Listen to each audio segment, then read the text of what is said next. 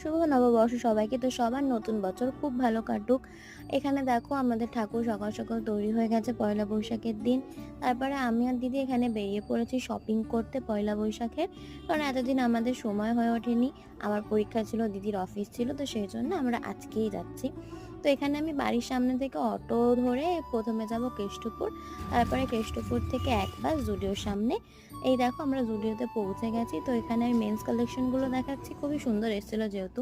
তো এটা ছিল আজকে আমার আউটফিট। তো আমি বেশ কিছু ড্রেস এখানে ট্রাই করি, তারপরে আমার শপিং কমপ্লিট হয়ে গেলে আমরা চলে আসি কেষ্টপুরে। তো কেষ্টপুরে আমরা কাভার্না থেকে হচ্ছে মিক্সড ফ্রাইড রাইস আর চিলি ফিশ ট্রাই করি।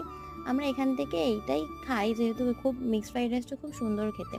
তো তারপরে এখানে দিদির সাথে গল্প করে তারপরে আমরা চলে যাচ্ছি বাড়িতে।